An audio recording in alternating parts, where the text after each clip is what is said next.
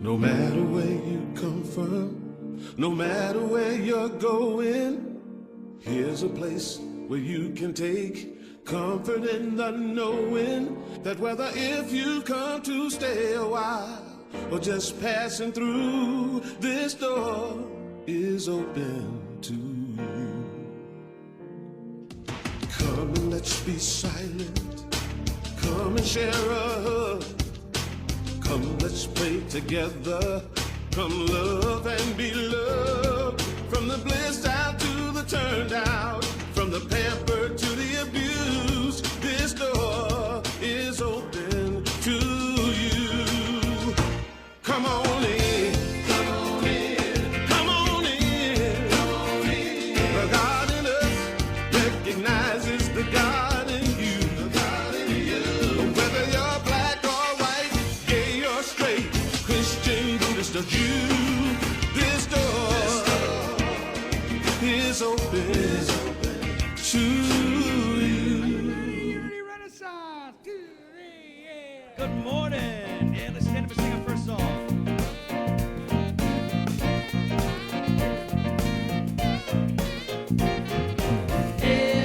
Everybody get up on your feet. See the light in everybody you meet. Everybody get up on your feet. See the light in everybody you meet. Let us be reminded of who we've come to be. We are love, we are one big family. Hey, hey, hey, yeah. Hey, hey, hey, yeah. Everybody get up on your feet. See the light in everybody you meet. Everybody get up on your feet. See the light in everybody you meet. Let us be reminded who we've come to be. We are love, we are one big family. Hey, hey, hey, yeah. Hey, hey, hey, yeah, yeah. Let us make a joyful sound. Here we stand on holy ground. Let us make a joyful sound. Here we stand on holy ground. Let us make a joyful sound. Hey, hey, hey, everybody, get up on your feet. See the light in everybody you meet. Everybody, get up on your feet. See the light in everybody you meet. Let us be reminded who we come to be. We are love, we are one big family. Hey, hey, hey, yeah. Hey, hey, yeah, yeah. Let us make a joyful sound. Here we stand on holy ground. Let us make a joyful sound. Here we stand on holy ground. Let us make a joyful sound. Hey, hey, hey, everybody, get up on your feet. See the light in everybody you meet. Hey, hey, hey, yeah. Hey, hey, hey, yeah, yeah. Good job. Good morning, everyone.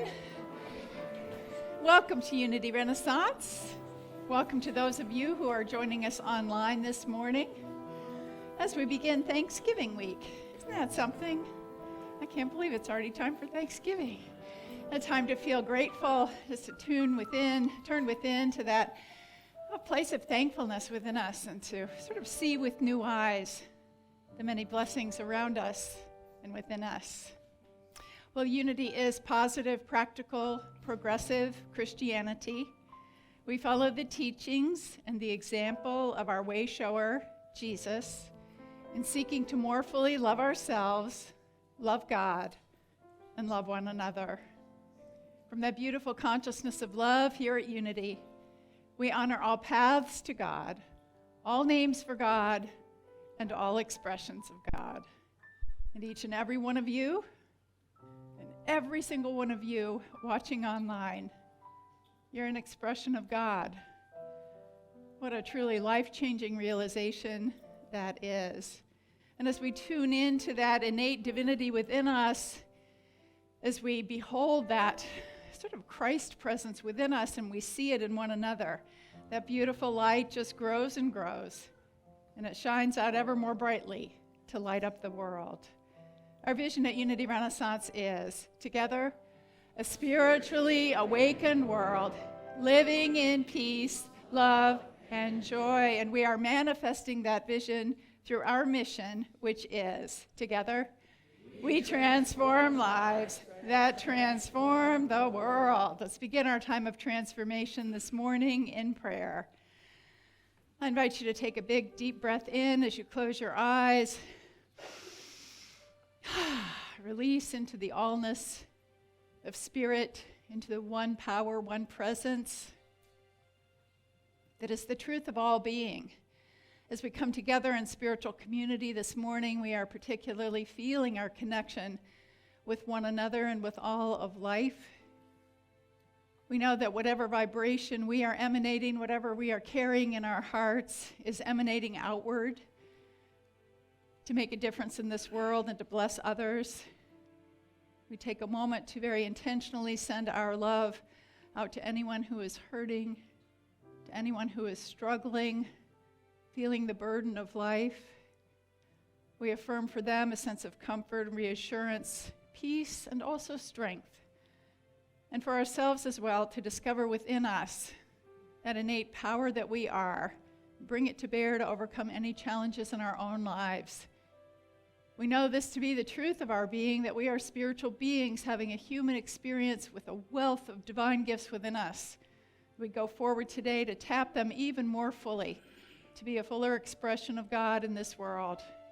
And for all these blessings, for this Thanksgiving week, for the opportunity to turn within to gratitude. For gratitude, we are grateful. And we say thank you, God. And so it is. Amen. I am that I am has sent me to this now moment to be the voice and to be the heart through which heaven is made known on earth. A beautiful affirmation we're going to sing together. You all like to stand up?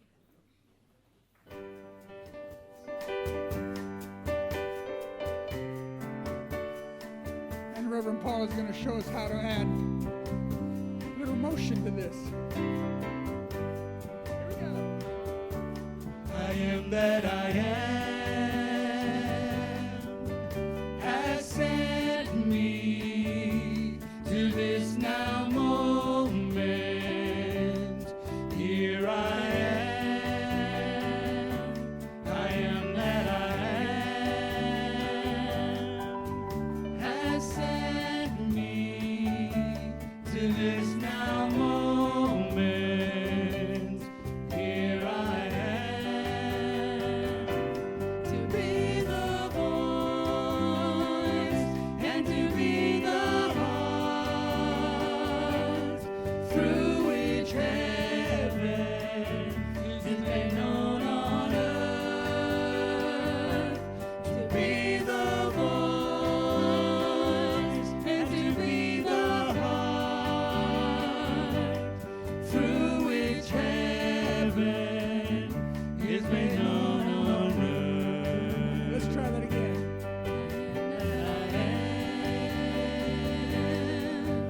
Has sent me to this now moment. Here I am that I am. Has sent me to this now moment. Here I am to be the voice and to be the heart through which heaven is made known on earth. To be the voice and to be the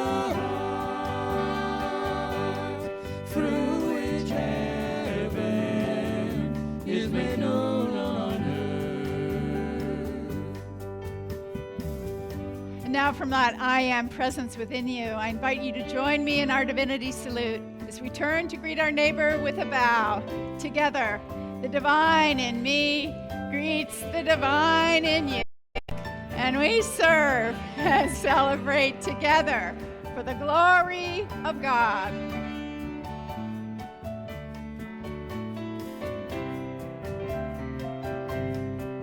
Here we go. I am that I am has sent me to this now moment. Here I am that I am has sent me to this now moment. Here I am to be the voice and to be the heart through which heaven is made known on earth. To be the voice and to be the heart through which heaven is made known on earth. I am that I am. I am that I am. I am that I am. I am. Oh, you are.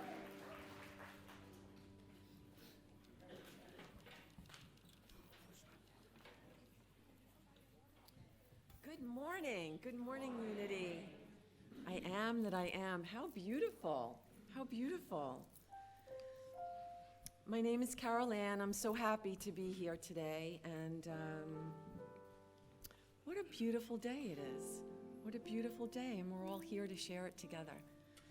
Our word for today is grace. Please join me in our affirmation together. Grace blesses my life in every way.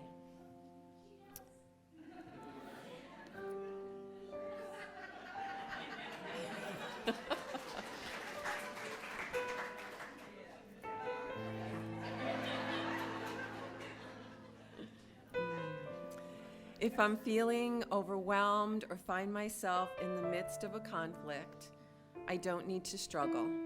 Grace, the ceaseless activity of divine love, is mine to claim. This infinite resource of spirit carries me through even the most challenging circumstances. It is expressing in my life right now. I need not earn grace. It is never withheld. Just as water flows when I turn the tap, saying yes to grace is all I have to do for divine life, love, wisdom, and strength to flow freely to every part of my life. Centered in grace, I am peace. My thinking is clear, and I possess ample understanding, compassion, and insight. Drawing from this divine gift, I bring harmony and joy to my relationships. I move forward with renewed confidence, energy, and efficiency. Our scripture verse today is from 2 Corinthians chapter 12, verse 9. My grace is sufficient for you, for power is made perfect in weakness. How beautiful. If you would like prayer support today, we have several options for you. You may fill out a prayer request at the prayer table outside, or you may submit a prayer request on our website at unityrenaissance.org. You may also call Unity Prayer Ministry, Silent Unity, anytime, day or night, at 816-969-2000. And for those who are here, who are lucky to be here today, we have prayer chaplains available to pray with you. Will our chaplains please stand? Thank you, thank you. After the service, they will be located in the chapel, which is just outside the sanctuary. And now, if you will rise and join us for the Lord's Psalm.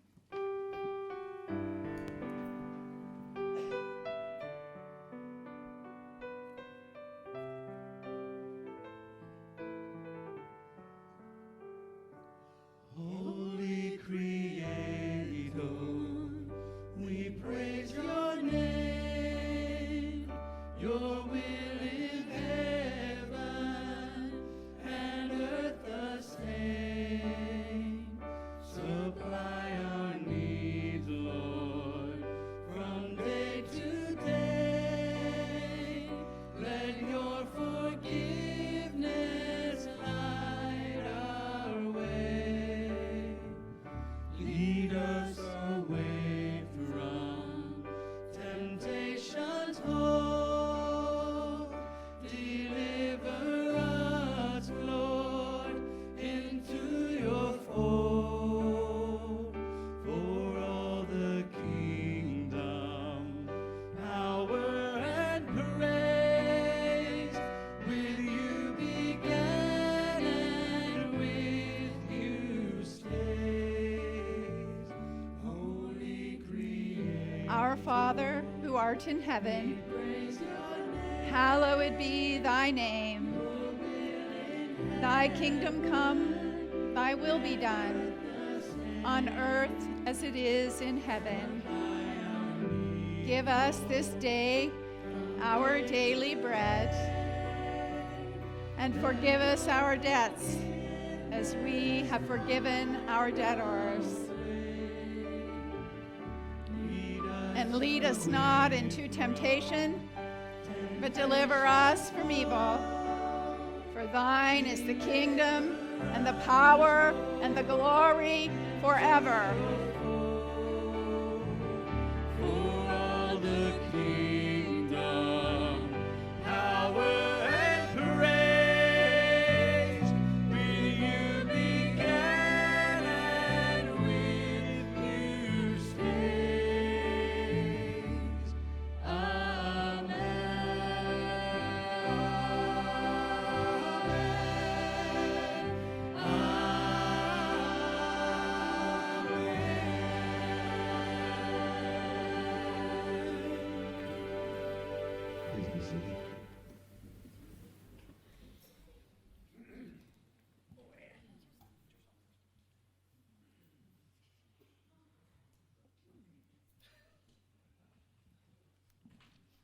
right. One of our favorites, Peter Mayer, Could You Be a Lighthouse? Shining for the lost. One, two, three, four.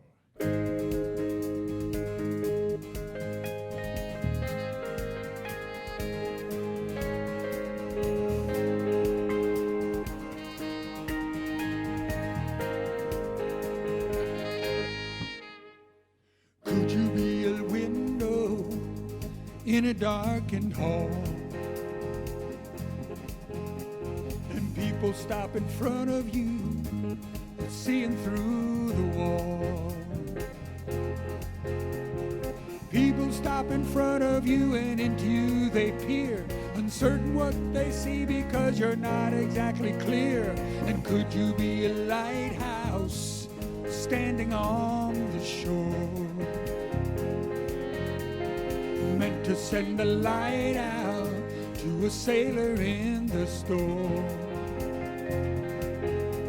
But even though you show your light, not a boat can tell. You didn't know you weren't supposed to shine it on yourself. Are you a siren? Throw a drum that hasn't rolled. A word of hope unsaid, a declaration never read. Oh, could you be?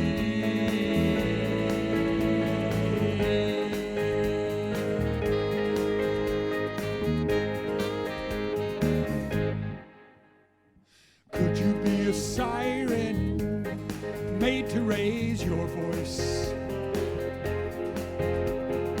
sinking in the silence, afraid of making noise.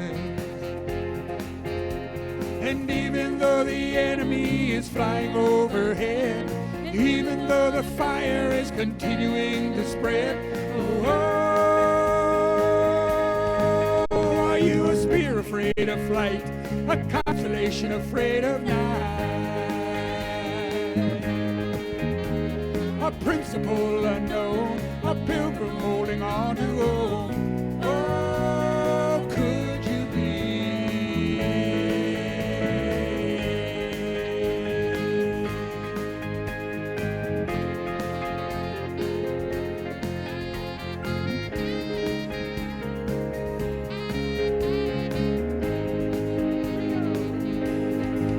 Oh, a flare afraid to burn, a wheel unfree to turn,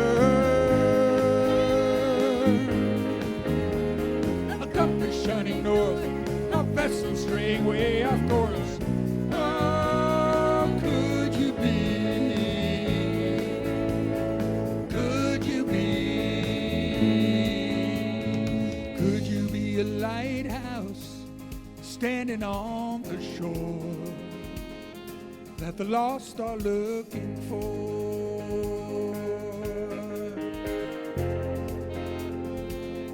That the lost are looking for.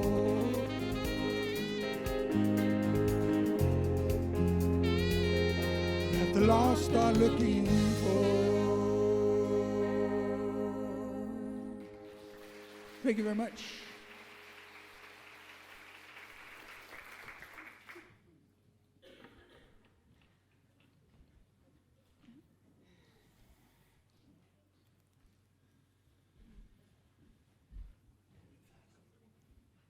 Oh, Terry, thank you. Oh, that was Long John. That's perfect. Thank you. Thank you.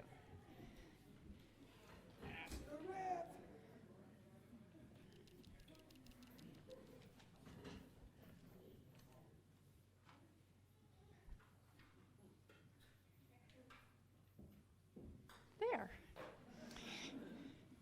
As Richard says when we go to play golf, prepare to be amazed. Not so much for my answers, but for the incredible range of questions that I have received. So thank you to those who submitted questions for today's Ask the Minister.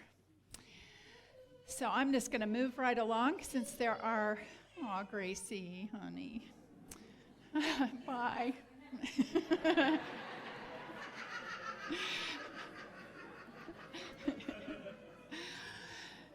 So I'm just going to address these in the order that I received them.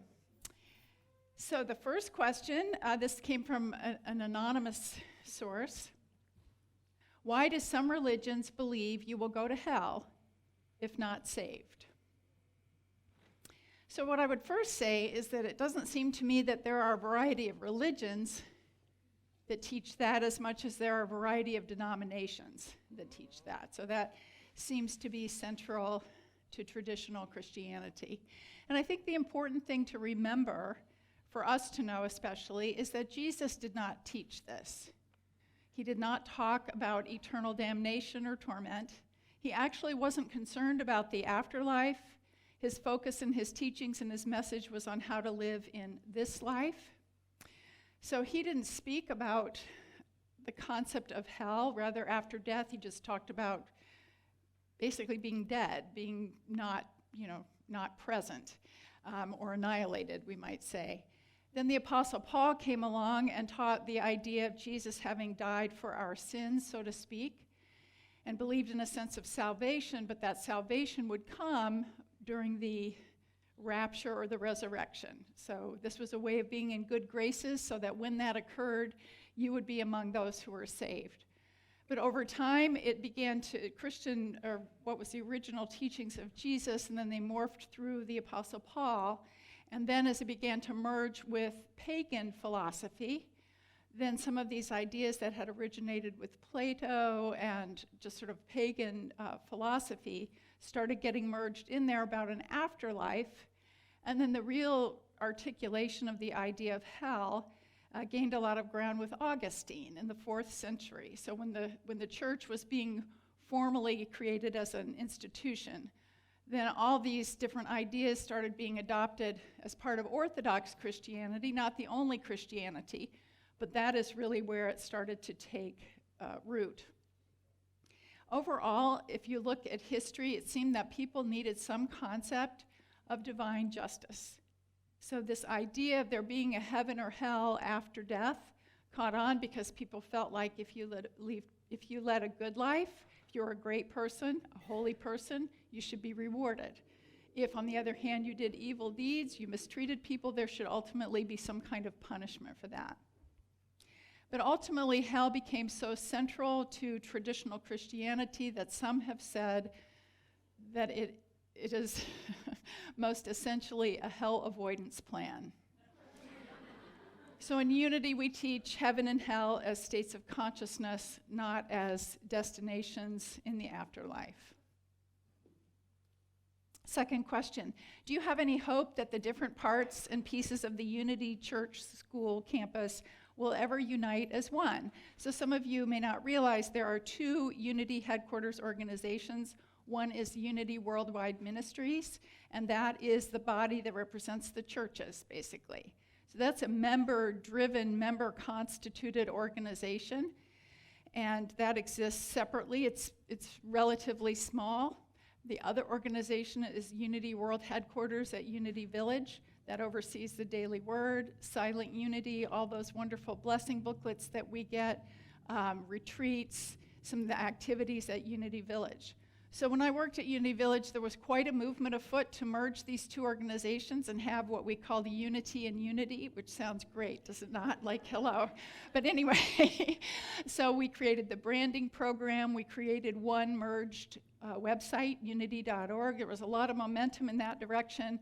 And then what happened is they realized the organizational structures were so different because one is a member-led organization, the other is its own nonprofit that serves not only people in Unity, or Unitics as we're sometimes called, but also people of other denominations and even faiths around the world. So it's been very difficult to figure out how to combine them. I hold in my heart the possibility that it can still happen. This next question, that question was from Paul Mitchum, by the way. Thank you, Paul. And this next one is also from Paul.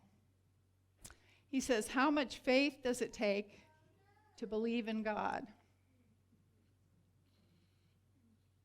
Well, Jesus would say only as much as a mustard seed, right? It doesn't take much. But then, how do you really measure faith, right? I mean, how do you even measure it? In my mind, faith is basically a choice. It's a choice of whether you choose to believe only in what you see in front of your face and these current circumstances, or whether you believe in a higher order of things of which you are a part that is constantly unfolding in the direction of a higher good. So faith in God sometimes means faith that, sort of more traditionally, that there's an outer God out here, like a super being in the sky, you're going to appeal to make everything right in your life or in the world. We don't teach that kind of faith. We teach more faith in God as principle and God as beingness that in its essence is good.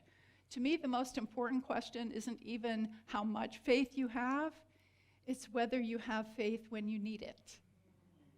Right? Are you able to look beyond temporary appearances to higher principles of truth and sort of trust that all is unfolding for your highest good? And just remember that God is in you. So when you have faith in yourself, you are also having faith in God. Paul's next question. Love you, Paul. Will Christians attain higher consciousness if we start viewing Jesus as a human being equal to all other humans and stop elevating Jesus to God-like hybrid being? So this is a really interesting question. In Unity, we teach essentially that we're all hybrid beings, right? Because we're spiritual beings, having a human experience. So that hybrid being is kind of the direction we want to go in terms of our understanding not only of Jesus, but also of ourselves. Now, if your question is, would we make more progress if we took Jesus off the pedestal of being God or being something we can never aspire to? In other words, if we stop thinking of Jesus as the great exception, but rather think of him as the great example for us, I think that makes a tremendous difference. But what's happened over history is that people have spent so much energy trying to determine the nature of Jesus. Was he divine? Was he human? Was he both? That quite often we've been focusing on, you know how they say the finger pointing to the moon, right? The person pointing to truth. We focus so much on the person that we've been missing the truth that he was pointing to. And so I think that is the most salient question about how we should relate to Jesus, is to look to the truth that he was pointing to. And the truth that we believe more than any that he was pointing to is that what he did, we could do too, and greater things still. So he wanted us to know our own innate power and potential.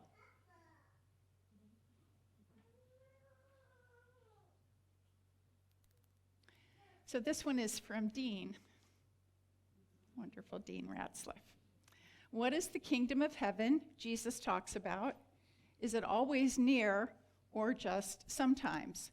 So you know that Jesus spoke about the kingdom of heaven probably as much or more than anything else. 15 of his parables are directly concerned with the kingdom of God. And in Matthew alone, 12 of his parables are introduced with the expression, the kingdom of heaven is like. So kingdom of heaven, kingdom of God were used sort of interchangeably. So the Jewish people who were oppressed during his time had a sense of a Messiah who would come and restore their rightful places, the chosen people, with their own land. So when he spoke about a kingdom of heaven, that's what they were envisioning, that this would be an earthly kingdom, kind of a new political order. So that's how they thought about what he was saying. But Jesus made it clear he was not talking about an earthly kingdom. He was talking about a shift in consciousness. It was not of this world. Remember, he said the kingdom of heaven is within you, right? It's not here, it's not there. Don't look here, don't look there. The kingdom already is here within you and all about you. So in Unity, we teach that the kingdom of heaven is a state of consciousness. So you, I'm sure, have had heavenly states of consciousness in your life. You've probably had states of not such heavenly consciousness as well. The distinguishing trait here for, I believe, having a heavenly state of consciousness is when you are in unitive consciousness. In other words, when you know the truth of oneness. So what keeps us from being in a heavenly, in the kingdom of heaven, let's say, is that we believe in the illusion of separation. We believe that we are separate from one another and that we are separate from God. And that sets up all the ego battles, that sets up the we, they, the stories, all the stuff that we create. But those moments, just think about it in your own life, those moments that you would describe as heavenly, did you not have an experience of oneness? Did you not have a sense of being connected to all that is? Well, that's really what, at least in Unity, we equate with the kingdom of heaven. It's like the veil is lifted, right? Even in times of catastrophe or disaster, haven't you found that all the outer differences disappear and suddenly we're human being to human being just trying to help one another and be there for each other? Jesus taught that the kingdom of heaven had not fully arrived, so it was understood as both a present and a future reality. We would say that it is always here. To your question, is it just sometimes near or not always? Is that it is always here in pure potential. In other words, you always have, in any given second, you have that potential to shift your awareness to really, we might say, see through the eyes of God, and it kind of anthropomorphizes God, but you know what I'm saying? To see through the eyes of love, to see through the eyes of oneness, and experience that shift of consciousness. When we don't do that. And in that state of consciousness, God is known to be the only reality, the one power, the one presence that is all. That's why we're called Unity, because that is the paramount understanding. Dean's next question gave me so many great questions, Dean. Thank you. What is the goal of following Jesus? How do we do it?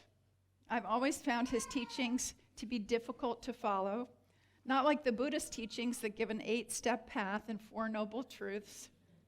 But then I learned about the 8-bough tree that Mary Magdalene saw in a vision.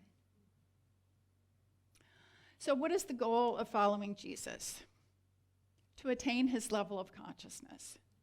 It is truly about consciousness. In Unity, we teach that that was the purpose of his ministry, to shift consciousness, to, we might say, raise consciousness, so that we would be able to grow into our full divine potential. So our relationship with him, so it isn't formulaic, like do these 10 things, do these 8 things, and you will get there, because it's more of a shift of consciousness is internal work. It's seeing differently. It's perceiving truth. So remember, we're not so much trying to win Jesus' favor. We're not worshiping him, but we're trying to emulate what he showed us, not only through his teachings, but through his example. And in terms of how to follow him, honestly, Dean, what I think about more than anything is the first 2 commandments. You know, just to take into my own heart, love God with all your heart, all your mind, all your soul, all your strength, and love your neighbor as yourself. You know, that's plenty right there. Just imagining if we could really take that to heart in this world or in our own lives and live true to that, because I do believe his ministry was about love. And so how to follow him is to internalize that and make it your own internal operating system, if you will, and to strive to express that in everything you do and every way you interact with others. The question is whether we can get past our egos to do that. So that's the challenge. Okay, another great one from Dean. When do we trust a text or scripture? I love your questions. When do we trust a text as truly representing the real Jesus, and when is it a redaction error? Wow. Wouldn't it just be great if we could say, no. Oh, this is the truth. So what I would say about that is a couple things. First of all, you can do a lot of research. I mean, there is tremendous Bible scholarship. You can find out when things were written. You can find out more about who wrote them and what their agenda may have been, why they put these words into the mouth of Jesus. I brought this resource today. I've spoken about this before. It's called The 5 Gospels, and it's the product of the Jesus Seminar, about 200 or so renowned, very accomplished Bible scholars who spent several years poring over all of the red letter sayings in the Bible, and then through much study, discussion, and eventually a vote, decided which they thought Jesus actually said, which he may have said, which sounded kind of like him, and which he absolutely did not say. So they're coded red, pink, gray, and black. So that can give you a start. That doesn't go down to the fine level of detail that you are probably interested in, and many of us are interested in. So at that point, I believe it becomes your own internal barometer, right? Does this resonate for you? You know, here, not here. Not can you create a story around that? Does it create oneness? Does it create separation? Do these ideas that you're reading, you know, if you internalize them, do they help you be a better person? Do they make you more loving, more compassionate? You know, I believe that, you know, so many people have studied the historical Jesus just trying to pin down, like, who was this guy? What did he actually say? What did he actually do? And from my reading and my study and reading about others who've studied him, to me, all you can really get is an essence, is sort of a sense of him. Right, sort of an essence of, okay, what was this guy generally like? What was he generally about? And I believe he was about shifting our consciousness so that we could love more fully. And those things, you know, what I read that supports that, I feel like, okay, that resonates for me. Does that make sense? Okay. And the Bible, as far as that goes, the Bible is a mixed bag. It truly is. when you study how the Bible was pulled together, who wrote it, when they wrote it, why they wrote it, all that stuff, you're like, oh my gosh, how do I even begin here? And so what we say in Unity is take what works for you and leave the rest, which is probably what we kind of do anyway, honestly. If it makes you a more whole, loving, conscious individual, go with it. All right, this is from John Cates. I have a couple from John. Really intriguing question. The Bible refers to salt dozens of times, usually emphasizing its importance and value. Yet in Genesis, Lot's wife was turned into salt as punishment. What is the metaphysical take on salt? So for this one, I did some research, and it's actually quite fun.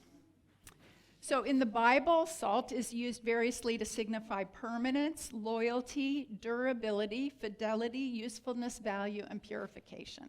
In a general sense, it is presented positively, like you are the salt of the earth. You have an essential aspect that adds value to this life. However, in this story that you mentioned, Lot's wife was turned into salt. That was not a positive. So this comes from Genesis 19. Many of you know it, but in case you don't, it's the story of Lot, a man named Lot, and his family, whom God was sparing before he rained hell and brimstone on Sodom and Gomorrah. And the angels told Lot, his wife, and their 2 daughters to, quote, flee for your life, don't look back or stop anywhere in the plain. Flee to the hills, or else you will be consumed. So Lot and his daughters followed the advice, but Lot's wife, behind him, looked back, and she became a pillar of salt, essentially a statue. So there's no special meaning. I looked really hard on this. There's no special meaning assigned to salt, only that salt formations in the Dead Sea area are kind of strikingly odd, and it's possible one of them looked kind of like a woman. But the simple metaphysical interpretation, so this is what we do in Unity, we interpret the Bible metaphysically. The simple metaphysical interpretation is, don't look back.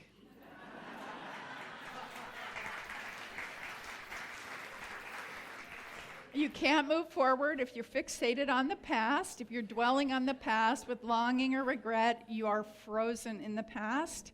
The angels also said, flee to the hills, which can be seen as go up to a higher perspective.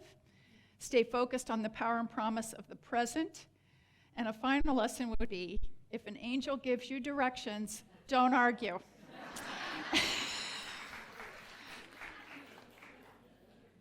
So another one from John. What is the metaphysical interpretation of the Tower of Babel and its significance? So this story comes from Genesis chapter 11. The people who built the city of Babel decided that they would also build a tower with its top to the heavens and make a name for themselves. God was not pleased. When he saw the city and the tower, this is from the Old Testament, by the way. When he saw the city and the tower, he decided to confuse the language, so each person spoke a different language. No one could understand each other, so they all scattered and stopped the process of building the tower. All right, so how do we interpret this? The term Babel means confusion. That sort of fits, right? The metaphysical interpretation is we all want to connect with the divine, but when we rely on our concepts, our ideas, our mental constructs, material approaches, creates confusion. Now, can you relate to this in your own life? Like, think of all the things you've been told, the things you've been read. You're trying to force these ideas. That's not where the realization comes from. The only way to really know God is through your own inner work. Additionally, our spiritual purpose is not to build a tower to a heaven up there, but to create the kingdom of heaven on earth and within us. And a final comment would be that the people were driven to make a name for themselves. They wanted to be celebrities. Look at this great tower we made. Their intention was ego-driven. The lesson is that the foundations for our work and our lives must be spiritual versus material. Isn't that interesting? Thanks for that question.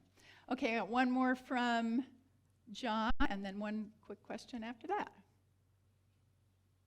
Scientists believe the universe, this is a nice light question. Scientists believe the universe is about 13.6 billion years old and was created by a big bang. During these billions of years of evolution, did God, or more appropriately, Creator, also evolve? Such as creating dinosaurs, etc., but realizing that wasn't working, so trying something else. Just using the Bible as a reference, there has been spiritual evolution, the creation of heaven and earth, Adam and Eve, giving humankind the ability of choice and decision-making, the first one being eating from the tree of knowledge, vengefulness, etc., and subsequently the teachings of Jesus. So, there's a couple aspects to this question. So you're really asking, is the creator or the creative force evolving? So one way of thinking of it is if we say that God is the ground of all being, that everything is of God, that we are in our essence of spirit, then as we evolve, then obviously God is evolving also, right? The creation is the creator, and as the creation evolves, the creator is evolving because that's what the creator is. I think it's a little different perhaps than what you were saying, or at least what came to mind for me was this isn't a matter of, like the Wizard of Oz up there behind the curtain saying, I think I'll try dinosaurs, or that's a bad idea, let's try this, let's try that, which, I know that's not what you really meant, but some people do believe that. But it isn't about a super being, using a mind and trying this and trying that. It's more the evolution toward a more complex and higher order of things. So there are a lot of philosophers who support the idea that God is always evolving, including German philosopher George Hegel, who wrote in the 18th century, everything that from eternity has happened in heaven and earth, the life of God and all the deeds of time, simply are the struggles for spirit to know itself, to find itself before itself, and finally unite itself to itself. That's kind of cool, right? He said, the objective of world history is for spirit to know itself as encompassing all reality. Other philosophers such as Sri Aurobindo, Pierre Teilhard de Chardin, and Alfred North Whitehead agree with this philosophy. And the only thing I would say as kind of a postscript to that is, in Unity we teach that God is principle. And so for me personally, I believe that the expression of God is always evolving. And the specific components, but the principle of God, at least for me, is unchanging. And by that I mean if the principle of God is toward a constantly higher good, or evolution into greater complexity, or movement toward greater oneness, then that principle, that way, if you will, that wayness that is embedded in all things, to me that is continual, as is. And my last question is from Lorena Griffin. And this is a little different note.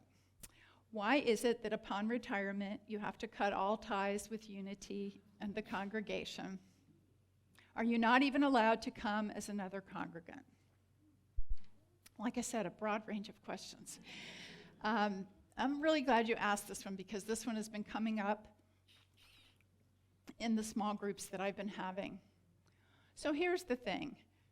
When I leave here, a new transitional minister will come in. And after that transitional minister, you'll have a new senior minister.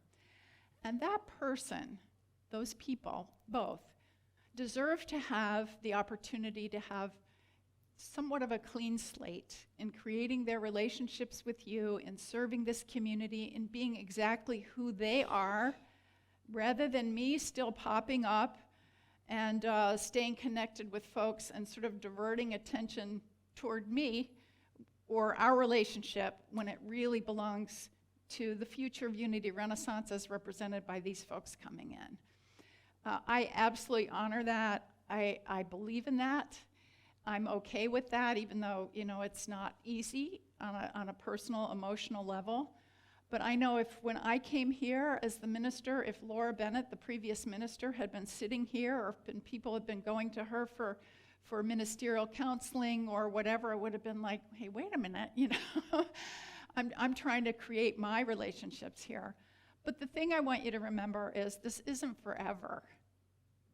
right? This is just until the new senior minister gets established. And I need to go off and rest for a while and kind of rediscover who I am. So my rule of thumb is maybe a year or so after the new senior minister is here, then I'll be able to get permission to come back, because I absolutely want that with all my heart. This is the only church I want to go to. This is the only community I'm interested in being a part of. And we're going to be here. And it's important to me to take part in helping to create what we can create here, but in a new way, so I can still be here as a congregant and a volunteer. So those things are important to me. So just, know this. It's not an easy thing, but it's so right. It's so right for the new person, people coming in, and it's ultimately really right for you. So I come from, how am I going to do this when I'm grieving and leaving and that kind of thing? I'm doing it from love. It's my love for Unity Renaissance and all of you. If that means I need to stay away, then I can do that. So that's it for today's questions, ladies and gentlemen.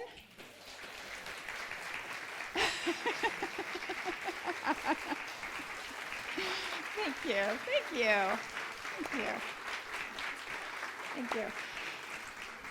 Hey, just two quick notes. I forgot to mention this in my talk, but particularly for John Cates, for others who are interested in metaphysical interpretations, there's a feature on the unity.org website.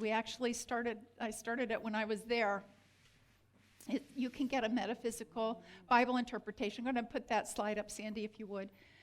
You go to unity.org/search/Bible interpretations, and they have now created a search function. You can't see it all that well, but you put in the title or keyword, and then if you have one, or just the book, Genesis or whatever it is, the chapter and the verse.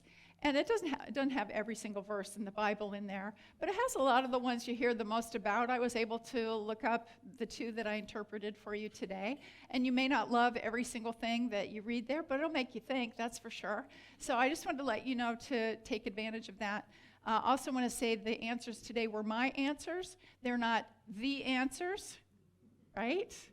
So take what is useful to you. And my final thought is, if you want to do this sort of thing going forward, I think it's really great fun. I appreciate your questions. You have two other Unity ministers here, Reverend Richard and Reverend Ann. And if during the interim you decide you want to have an Ask the Ministers Sunday, you could certainly do that with them too. So anyway, thank you to my questioners, and thanks to all of you. So... So now is the time in our service for the sharing of our love offering in support of Unity Renaissance. This is the season for giving. I invite you to give maybe a little bit more generously than usual as we wind up our year here. When everybody gives, it helps so much, and every single bit of your contribution is put to the very highest use. I assure you of that. We are super careful. And all of your donations go to either serve this community or the larger community in transformational ways. So you can give via cash or check if you're here in the room and you'd like to do that. We have a love offering basket in the back. You can go online and give via credit card or your debit card. Go to the Tithely app, or the easiest way to give these days is by texting the word give and thereafter the amount you wish to contribute to 540-418-1228. Text now. I also just want to take a moment to thank those of you who are giving on Tithely who cover your fees. That little bit of extra that you give makes a huge difference. Those fees add up to almost $6,000 a year that Unity Renaissance puts the bill for unless you give. So thank you very much for covering your fees when that works for you. With that, I invite you to hold your gift in your hand and let's bless it with our offertory blessing. Divine love, through me, blesses and multiplies all that I have, all that I give, and all that I receive, and I am grateful. Give and it's given back to you. Give and it's given back to you. Give and it's given back to you. Press down, shake it together, running over. Back in good measure,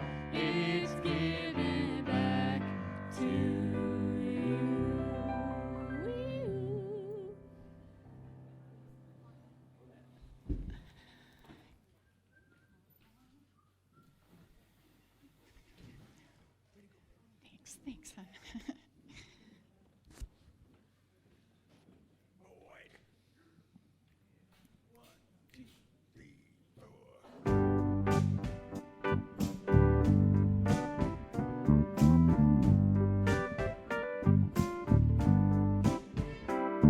My mama, one day she sat me down and she said, here's a little something that I have found. You better listen now.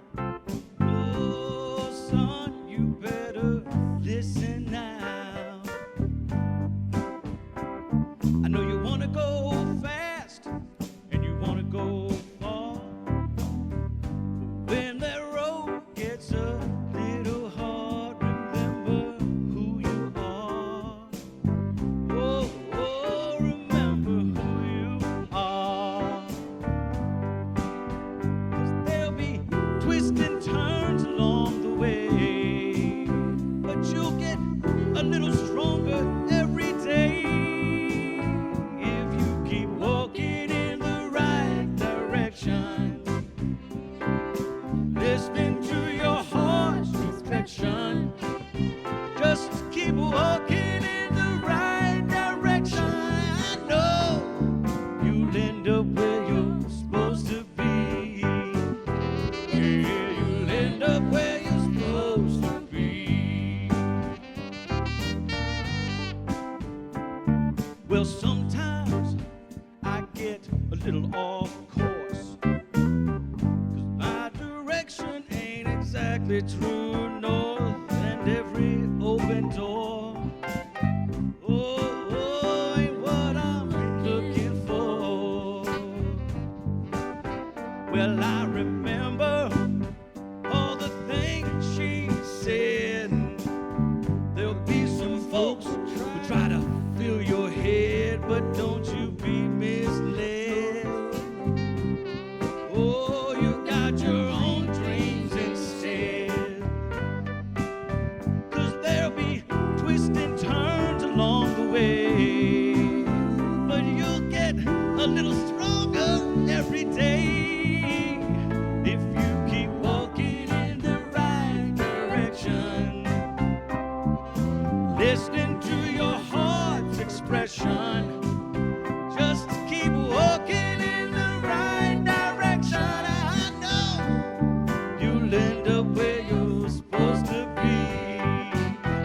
Yeah, you'll end up where you're supposed to be. Keep on walking on faith. One day I know you'll find the place you're supposed to be. If you keep walking in the right direction, listening to your heart's expression. Oh, keep walking in the right direction. I know you'll end up where you're supposed to be. Yeah, you'll end up where you're supposed to be. Oh, keep walking. Keep on walking. Yeah, yeah. Keep on walking, walking, walking, walking, walking. Keep on walking. Keep on walking.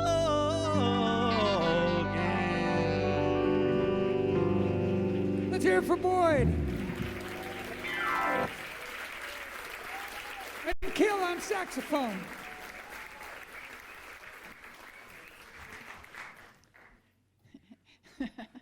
Cute little friend.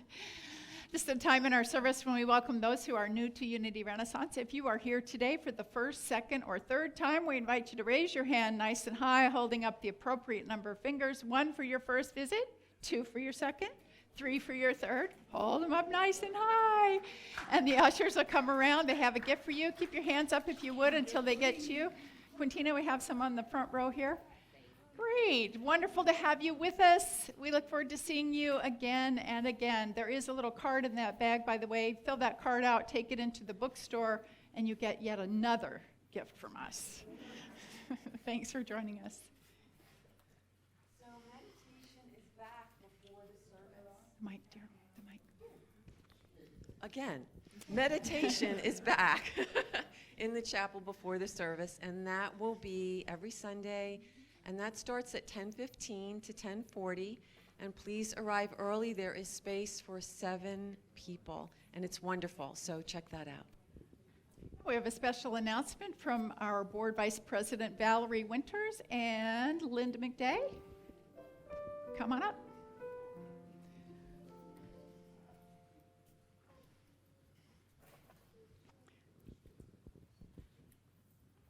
Good morning, everybody.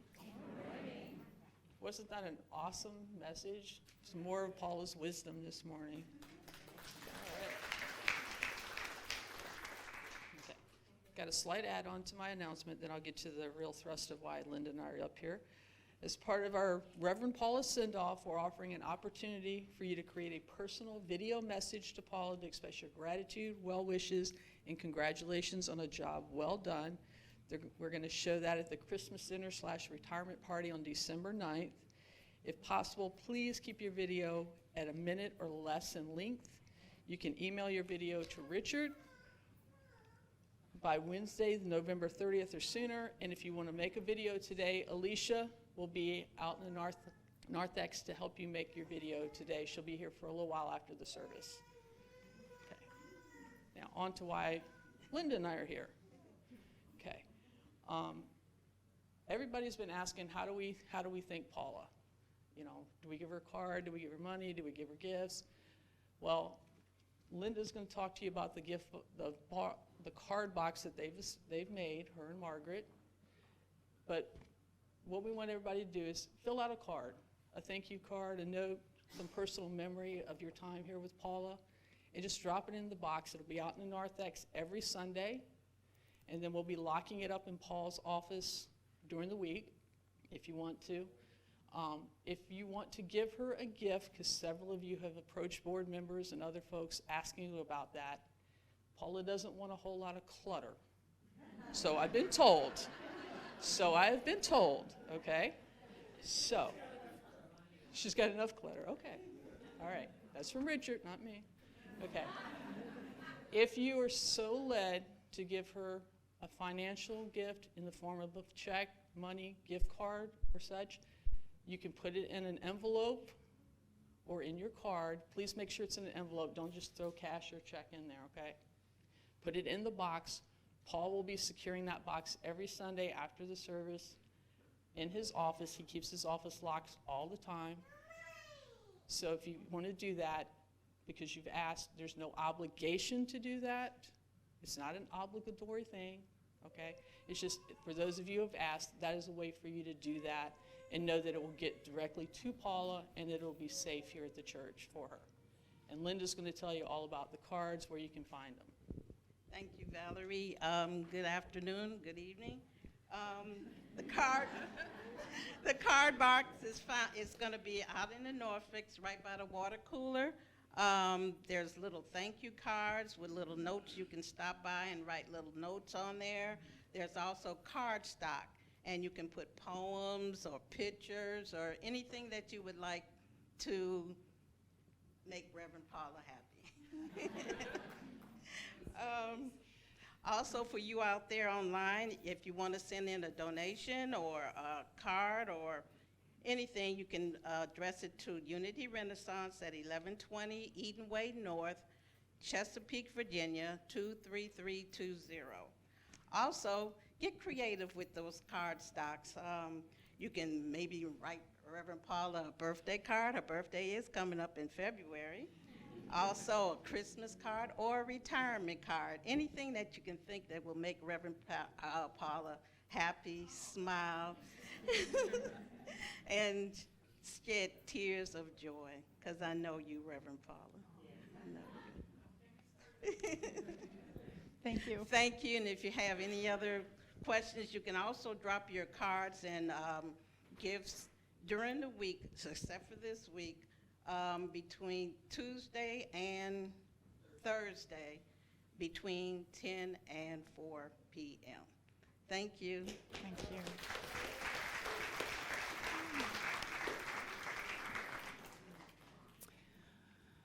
Reverends Ann DeMichael and Reverend Richard are hosting our remembrance service, our annual remembrance service. Absolutely beautiful service. It'll be at 7 o'clock on Wednesday, December the 14th. It will be in person here at Unity Renaissance as well as on Zoom. This is a chance for you to honor your loved ones, including pets, who made their transition in 2022.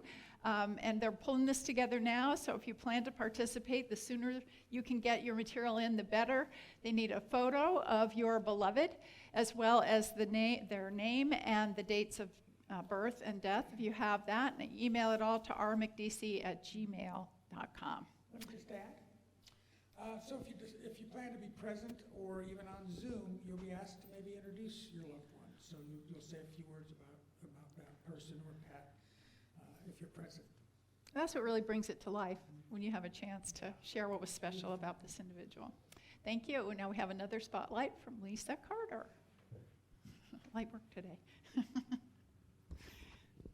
Guess what I'm going to talk about? How many of you here in the room and online, you raise your hand too, if you've already signed up for the Christmas dinner and retirement dinner for Paula for 2 weeks, next 2 Fridays? Yay! Oh, that's so great. Good job. Okay, the rest of you, no. I want to tell you, so some people, if they've been walking into us, haven't been with us for a Christmas dinner or seen how we're going to work it this year. As you walked into the sanctuary, you get a little card, a little slip of paper that explains some of it in the back. Those of you at home, we're going to put it up on the e-blast, and this is pretty much what it says. At 5 on December 9th, the doors, that's when our party is. We're going to open the doors at 5:30, and at that point, the men's group and other angels will have reset the narthex and the sanctuary here for the party. And you'll be invited to come on in, and it's starting at 5:30 to 6:30. Bring in your potluck. Remember, Heidi said it's a mega potluck.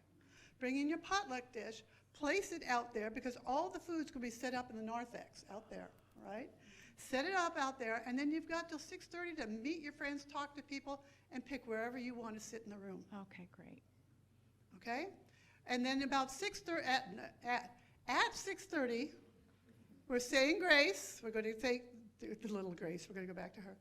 We're going to get all together and really do a unified grace for our gratefulness, and then we'll start the food lines out there and come in through here and eat and have our time together. Just like old times. Just like old times. You know, I miss that.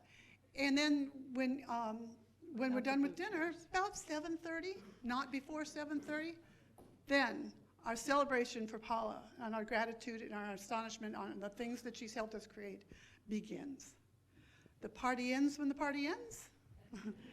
At about 9:30, we were guessing. Okay. But who knows, all right? If you haven't signed up yet, please sign up. I'm out there with a table this week. Just come on out and sign up there. You don't have to decide on your potluck yet. You can just write side dish, dessert or salad. We're going to have those vegans and non-gluten people. We're going to have tables for you too, so make sure you get your friends to set up, and we'll bring it in and you'll label it for us. We'll put it out there. So sign up today, sign up next week, as much as you can. Let's get another 60 people coming in here, all right? Thank you. Aw, thanks, Lisa. Thanks. Beautiful. Our angel tree is now fully loaded and lit up out there in the narthex. I want to thank Debbie Farrell for overseeing that. Wave your hand there, Debbie, so we can appreciate you for that. Thank you so, so much.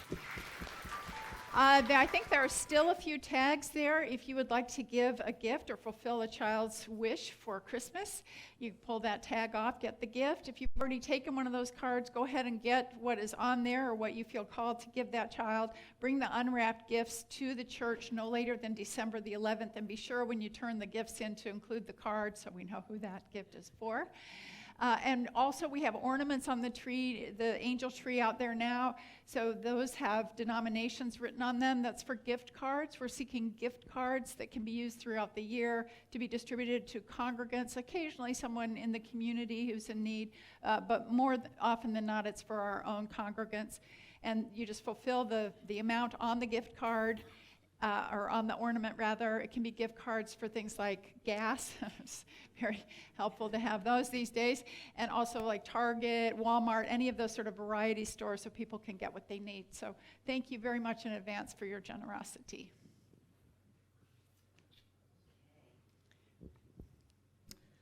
What It's is that time. It's Like, that what is time. that? It's donate a new stuffed animal time. And this is, I'm not sure exactly what this is, but it's cute. Look how cute this is, It's and cuddly. cuddly. It's cute cuddly. and cuddly. So this is just such a wonderful, wonderful thing that we do here at Unity. You bring in a brand new stuffed animal and you put it here out in the sanctuary. And we donate these to children with AIDS. So imagine getting something like this on Christmas. You don't want to let go of that now, do you? I don't want to let go of it, and I really, really like it. So bring your donations on Sundays, leave them on one of the sanctuary chairs, and the last day to donate is December 11th. So, and it's really fun going out and buying these for kids. Yeah, I like doing that too. I have a few small group meetings left with openings. If you would like to be a part of this, they are absolutely beautiful. I'm loving having this one-on-one time in small groups. Just such a lovely, isn't it? It's lovely. It's a very sweet time together. So if you're interested in that, there are multiple openings for 2 o'clock on Wednesday, November 30th. And I think there's still a couple openings for 7 o'clock on Wednesday, December 7th. You can sign up on the sign-up wall, or you can go on our website under Minister Transition and sign up there. Coming up next Sunday, the wonderful Tom Baker will be speaking for the first Sunday in Advent on the faith of a mustard seed. How timely is that? Just talking about that today. And then I'll be back on December 4th to talk about Great Expectations. Our Christmas cantata, mark your calendars, is December 11th. The theme of that this year is the gift of love. And with that, let's stand now and welcome in our children. Thank you.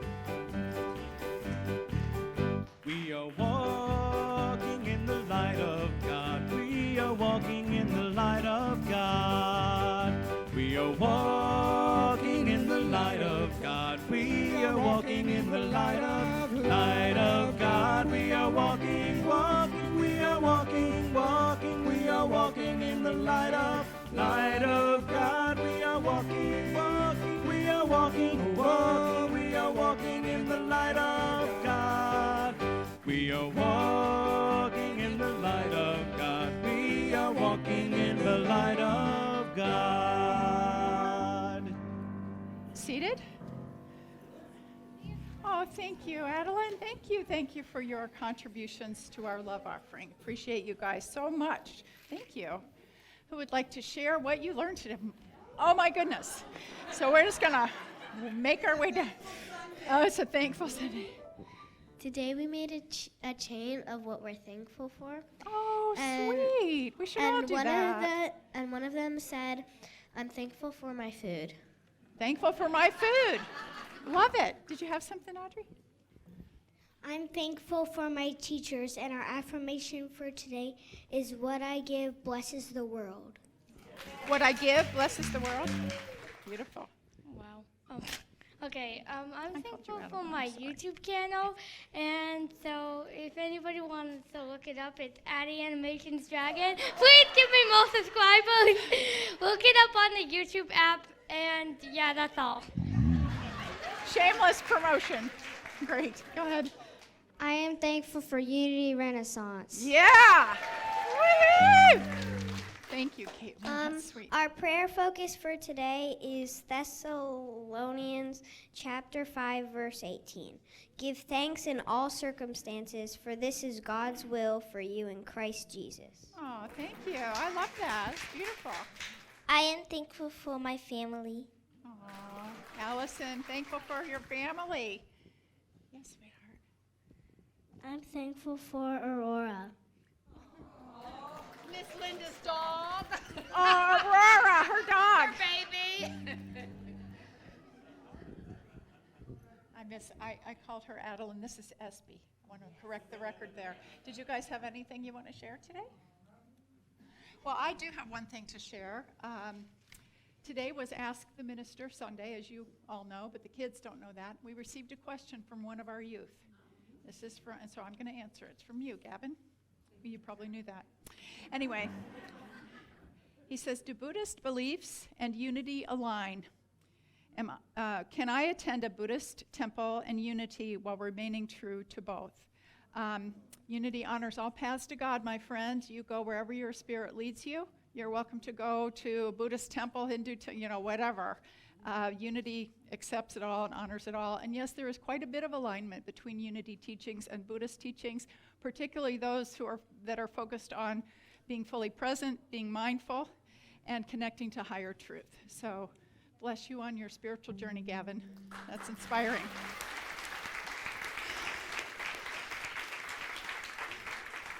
As we close out today, I just want to wish you all an absolutely beautiful Thanksgiving, a very meaningful Thanksgiving, and a safe Thanksgiving. And just know how grateful I am for each and every one of you. Let's stand together now for our prayer for protection and our peace song. Together. The light of God surrounds us. The love of God enfolds us. The power of God protects us. And the presence of God watches over us. Wherever we are, God is. And all is well.